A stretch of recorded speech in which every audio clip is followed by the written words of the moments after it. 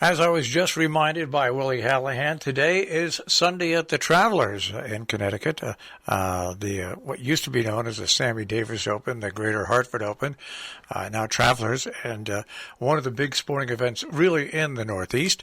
But right now it's time for Sporting a Cause, where you take a look at the different events that are coming up that are all sports related and also fundraisers. Good morning, Willie. Good morning, Marshall. Yes, we'll be talking about events both large and small this morning.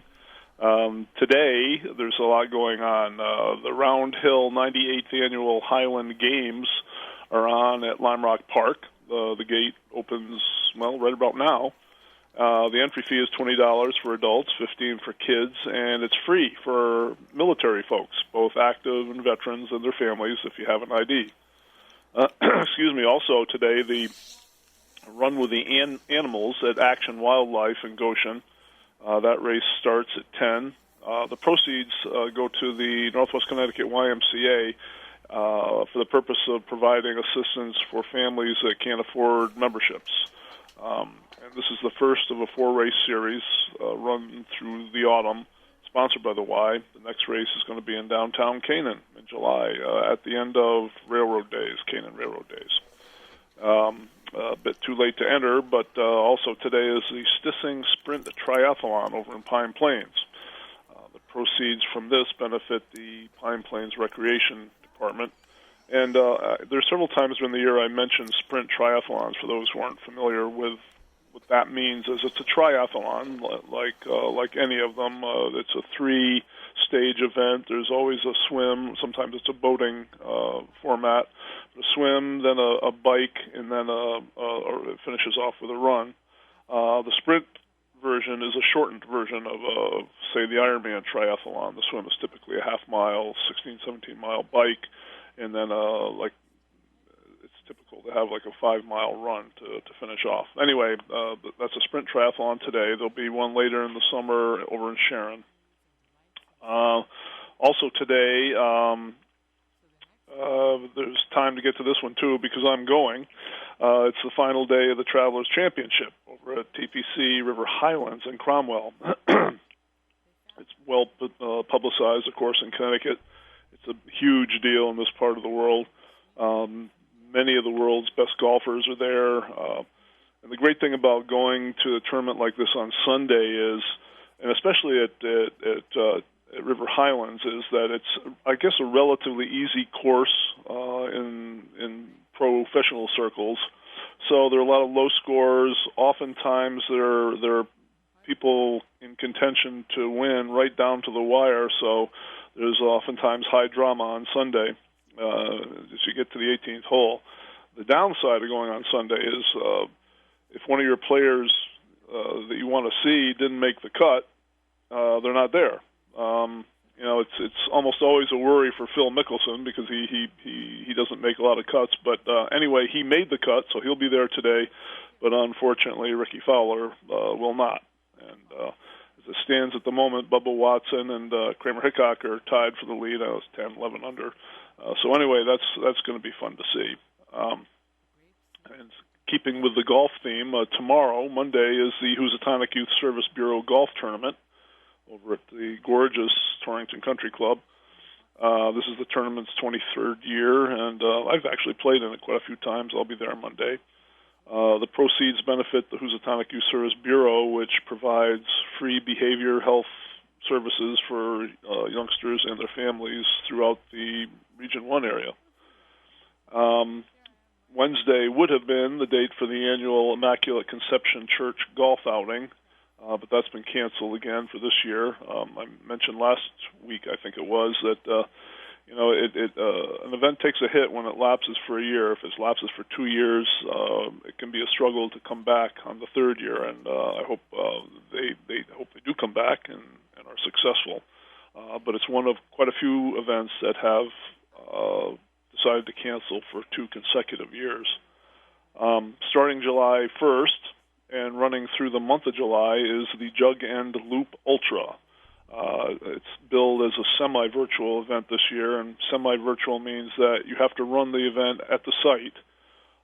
In this case, it's Jug End State Reservation in Egremont, but you can run it whenever you want. you have the whole month of July to do it. And man, they're not kidding when they call it an ultra race. This particular race is not a distance, but a time. You run around this loop, and you try to run it as many times as you can in 6 hours. It's got to be a brutal event. And like many of these semi-virtual events, you have the month to do it, and then log in your time. You can get the link at my website to see how you do that. And then, Marshall, we're on to 4th of July. Can you believe it? It's come up so fast. There's a Firecracker 5K. That's going to be run in Dalton, Mass. It's $25 per runner. It's organized by the Berkshire Running Center up there in Pittsfield. And this is actually a substitute race.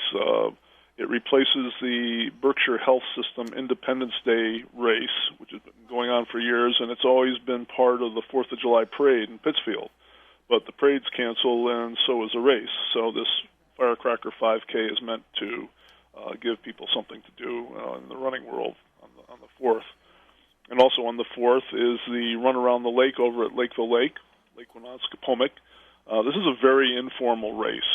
You just show up. The race starts at 8. It starts right at the entrance gate to the Grove facility in Lakeville. There's no charge for it, but it will be timed, and it's just under 5 miles to run around the lake. And that takes us to the 4th of July holiday, Marshall.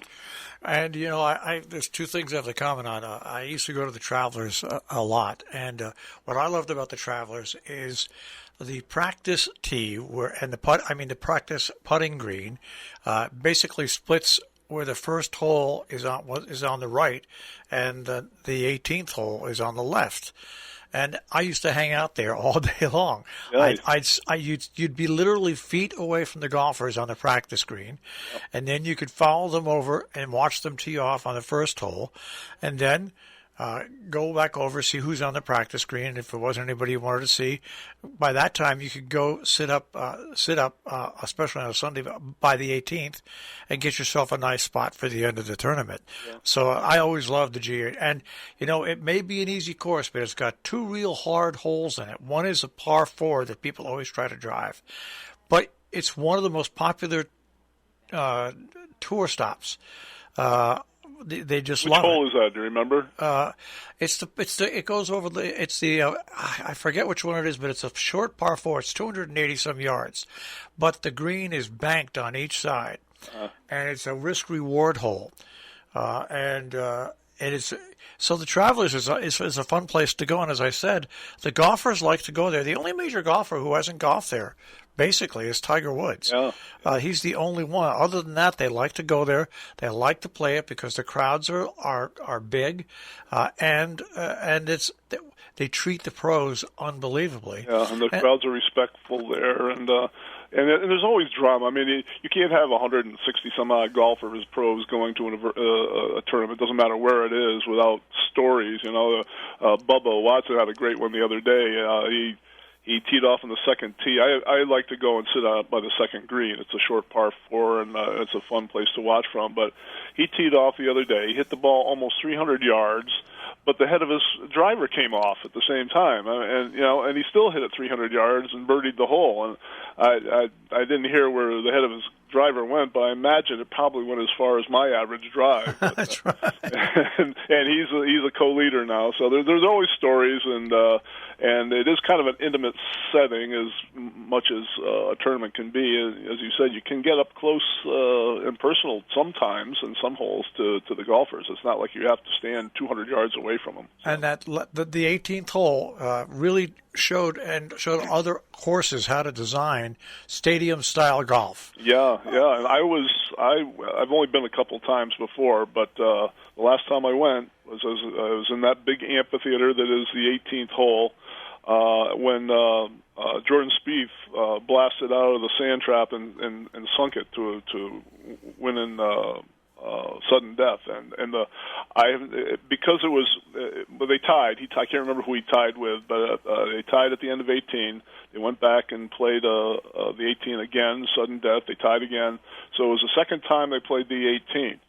So the crowds, no matter where they were, had time to gather on the 18th around the hole and down the fairway basically anybody who came was standing as close as they could get. And when that ball dropped, the earth shook. I've never experienced anything like it.